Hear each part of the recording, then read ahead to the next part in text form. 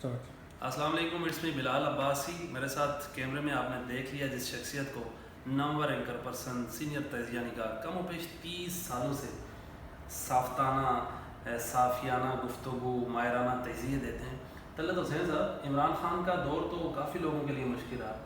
آپ نئے پاکستان کے نام سے پروگرام کرتے تھے جیو ٹی وی پر، بہت دیکھا جاتا تھا. کیا وجہ بنی، کیا ریزن تھی اس کے پیچھے کہ آپ کو جیو ٹی وی سے اٹھا دیا گیا اور عمران خان کا نام لے کر نیا پاکستان کے نام سے آپ چلا رہے تھے؟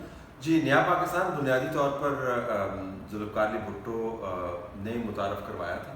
اس کے اوپر ہم نے کافی تحقیق کی کہ عمران خان کا نعرہ ہے. یہ ذوالفقار علی بھٹو نے اس کو پہلی مرتبہ استعمال کیا تھا، تو تاریخی طور پہ ثابت ہوا کہ ذوالفقار علی بھٹو نے سقوط ڈھاکہ کے بعد مغربی پاکستان کے اندر کہ ہم نے ایک نیا پاکستان بنانا ہے. تو اس میں عمران خان صاحب کا کوئی ایشو نہیں تھا، لیکن یہ ضرور تھا کیونکہ اس وقت یہ نام چل رہا تھا تو اس وجہ سے پروگرام کا نام یہ رکھا گیا.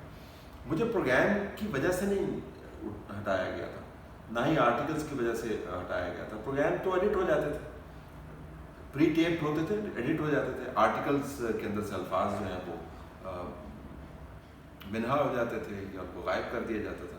اصل میں کہتے تھے ٹویٹ نہ کریں، اور اگر جب ٹویٹ کریں تو ایک جملہ کہیں اور ایک جملہ نہ کہیں. ایک جملہ جو کہنا ہے بار بار وہ یہ کہ نواز شریف چور ہے، نوکری پکی.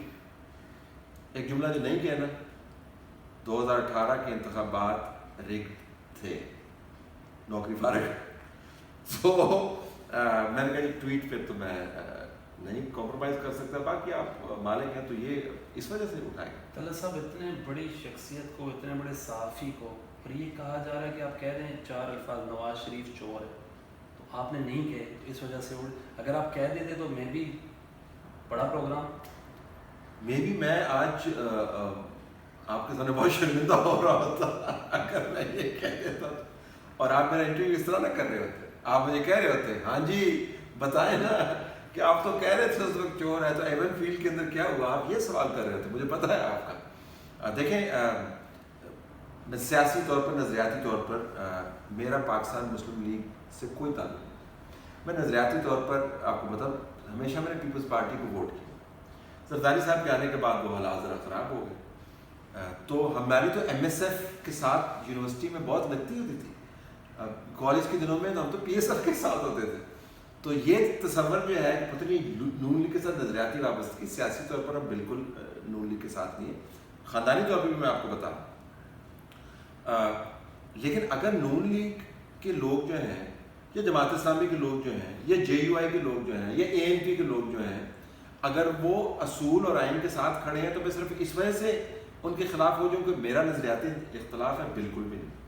تو کہا گیا، میں نے نہیں کیا، دوسرے لوگوں نے بھی یہ بھگتا. لیکن میرے کیس میں زیادہ اسپیکٹیکولر تھا کیونکہ میرے پروگرام کی اٹھان جو تھی بہت اچھی تھی. جیو بڑا پلیٹ فارم ہے، ریٹنگز بھی اس کی ٹھیک تھی، بہت امپیریکلی اسٹیبلش ہے، یہ میرا ماننا نہیں. تو جب یہ کہا گیا اور جھٹ سے غائب کر دیا گیا، اور یوٹیوب تک محدود کر دیا. میں نے ویسے یوٹیوب جو ہے جیو چھوڑنے سے پہلے ہم نے ایکسپیریمنٹ کرنا شروع کر دیا تھا. اس وجہ سے نہیں کہ ہمیں کوئی الہامی کیفیت تھی، ہمارا خیال تھا نئی ٹیکنالوجی ہمیں اس کو ہارنس کرنا چاہیے. لیکن پھر جس کو کہتے ہیں making a virtue out of a necessity, جب مجبوری بنا دی گئی تو پھر ہم نے شکریہ کے ساتھ اس کو قبول کر لیا. اور جب ہم نے پہلے مہینوں میں یوٹیوب شروع کیا تو وہ تھے D G I S P R اس وقت جنرل آصف غفور، آج کل کوئٹہ کے اندر کور کو کمانڈ کر رہے ہیں. وہ حوالے دیتے ہوتے کہ یہ جو یوٹیوبر ہیں، یوٹیوبر صحافی جو ہے، اور نہیں یوٹیوبر سمراج ہے کہ آپ کیا لوگ ہیں یوٹیوب کے اوپر، یوٹیوبر میں کوئی صحافی ہوتا ہے. اس وقت کی بات کر رہا ہوں، دور کی بات نہیں کر رہا.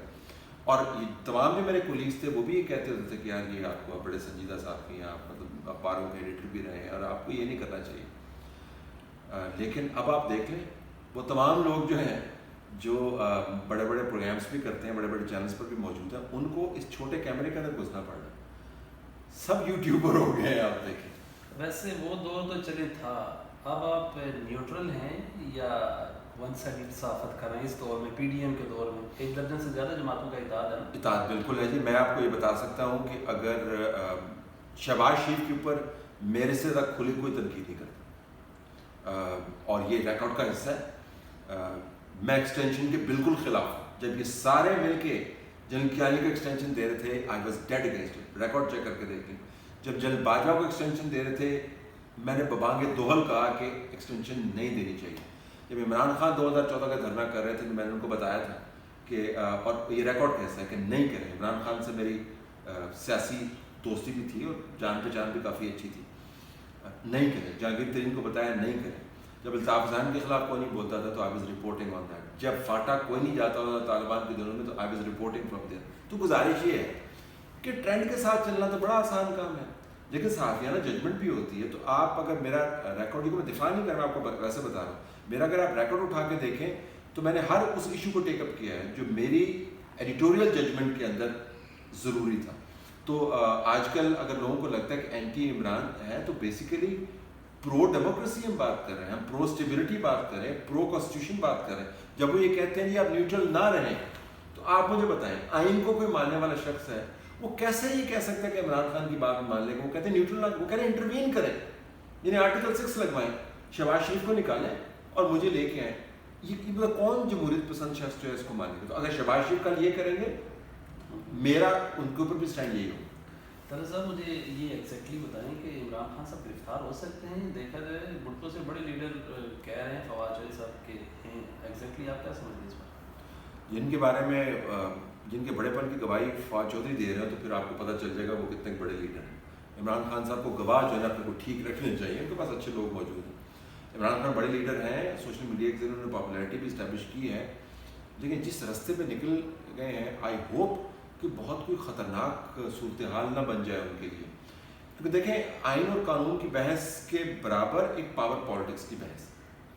جب آپ پاور پالیٹکس کے اندر جاتے ہیں, میں اپنے صحافیوں کو بھی دوستوں کو بھی کہتا ہوں کہ جب آپ پاور پالیٹکس کا حصہ بن جاتے ہیں پھر آپ صحافی ہونے والا جو آپ کو ایک قسم کا پروٹیکشن اویلیبل ہے وہ اویلیبل نہیں ہوتا. پھر تو آپ جو ہے نا ایک شدید قسم کی گھمسان کے رن میں آپ نے چھلانگ لگا دی ہے, تو پھر تلوار بھی لگے گی, نیزہ بھی لگے گا اور گھوڑا بھی آپ کے اوپر سے گزرے گا. عمران خان پاور پالیٹکس کے اندر بہت ساری ریڈ لائنس کو کراس کر چکے ہیں. گرفتار ہو سکتے ہیں, ڈسکوالیفائی ہو سکتے ہیں, اور انہوں نے دونوں کام کروانے میں گراؤنڈ بھی بڑی فراہم کی ہے. آخری سوال ہے آج کے ویلاگ میں. کہا جاتا ہے کہ صحافت کے بارے میں آج کل کے دور میں لوگ ڈر رہے ہیں انٹرویو دیتے ہوئے, تجزیے دیتے ہوئے. کیا سمجھتے ہیں میڈیا ٹرولنگ کون کر رہا ہے؟ اور دوسری عام آدمی کا سوال یہ ہے کہ کہا جاتا ہے کہ media is the fourth pillar of country, تو کیا میڈیا جو انٹرویوز کرتے ہیں آپ کھلے دل سے چلا سکتے ہیں یا نہیں چلا سکتے؟ دیکھیے سیلف سینسرشپ راج الوقت ہے, کوئی شک نہیں ہے اس کے اندر. الفاظ کے چناؤ سے لے کر کس وقت آپ نے کیا بات کرنی ہے, یہ ایڈیٹوریل ججمنٹس ہیں. لیکن میں آپ کو یہ بتا دوں کہ بطور فارمر ایڈیٹر میری ججمنٹ سے میں اخبار بناتا تھا, صرف یہ نہیں ہوتی تھی میں نے کیا لگانا ہے, میری زیادہ ججمنٹس یہ ہوتی تھی کون سی سٹوریز میں نے ریجیکٹ کرنی. تو یہ عموماً دوستوں کو سمجھنا چاہیے کہ جب ہم ٹاپک ہی سلیکٹ کر لیتے ہیں تو تعصب تو اس کے اندر آ ہی جاتا ہے. تو یہ جو کہتے ہیں یہ مکمل طور پر neutral editorial professional judgement exercise کرتے ہیں. سیلف سینسرشپ ہے, ججمنٹ سر آپ کو کیئرفلی کرنی پڑتی ہیں, ریئیکشن کا بھی خیال کرنا پڑتا ہے, لیکن باوجود ان نامساعد حالات کے میرے خیال میں آپ پھر بھی اگر پروفیشنلی تگڑے ہیں اور آپ کے ڈیٹا ٹھیک ہے, آپ کے فیکٹس ٹھیک ہیں, تجزیاتی طور پر آپ بچ کے نکل سکتے ہیں اگر آپ کے فیکٹس ٹھیک. تو مشکل حالات ہیں. ٹرولنگ کے اوپر آپ نے ذکر کیا, خواتین جرنلسٹ اور اینکرز کی بہت ٹرولنگ ہوتی ہے. ہم نے پچھلے دنوں منسٹر آف انٹیریئر میں اسلام آباد ہائی کورٹ کے چیف جسٹس کے حکم کے مطابق انگیج کرنا شروع کیا ہے بطور صحافیوں کی تنظیموں کے, اور ہم جو صحافیوں کی ہراسمنٹ ہے ان کے کیسز ہیں ان کو ڈاکومنٹ کریں گے ایک پورٹل کے اوپر, اور cyber trolling is a central part of it. تو یہ سنجیدہ معاملہ ہے لیکن ایک پروفیشنل ہیزرڈ ہے. سم ہاؤ دی ادر اگر پچ خراب کھیل رہی ہے تو پھر آپ بیٹنگ جب چھوڑ تو نہیں سکتے نا, کھیلنا تو ہے. پچ پر یہ جو ٹرینڈ چلتے ہیں اور اتنے غلیظ چلتے ہیں, اور وہ بھی خواتین کے بارے میں فیلنگ امبیرسمنٹ. جی بالکل, یہ امبیرسنگ ٹرینڈز ہیں. جو ٹرولنگ ہے یہ افضل بٹ صاحب نے بڑی اچھی بات کی اس دن, ہمارے ساتھی دوست جو ہیں, کہ یہ قتل کے بعد میرے خیال میں سب سے خطرناک کام ہے, کیونکہ یہ آپ کی ساری فیملی کو, آپ کے حلقہ احباب کو, آپ کے رشتہ داروں کو, آپ کے بچوں کو, بزرگوں کو, دوستوں کو, سب کو ڈسٹرب کر دیتا ہے. ایک سنگل انڈیویجول کا معاملہ نہیں ہے.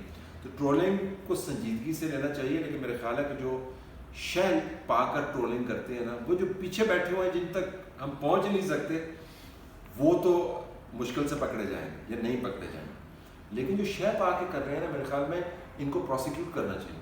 8-10 کی پروسیکیوشن ہوئی نا تو کافی ٹرولنگ کم ہوئی. پروسیکیوشن مطلب سافٹ ویئر اپڈیٹ. وہ اگر دیکھیں فوج نے سافٹ ویئر اپڈیٹ کروایا ہے نا، بندے پکڑے پڑھ کے ویڈیوز ڈالتے ہیں ان کا بالکل وہ کہہ رہے ہیں کہ میرے کو غلطی ہو گئی، میں نے ایسے بندے نے کیا ہے کیسے. اور اس سے بڑا فرق پڑا ہے ذرا، ہمارے پاس وہ وسائل تو میسر نہیں ہے جو سائمان کے پاس میسر ہے، لیکن ہم میرے خیال میں لیگل وے سے لوگوں کو پروسیکیوٹ کر سکتے ہیں. جی میرے ساتھ موجود تھے سینئر صحافی تجزیہ نگار، دہائیوں سے صحافت کر رہے ہیں سید طلعت حسین صاحب. اپنے میزبان بلال عباسی کو دیجیے اجازت. اللہ نے سر کا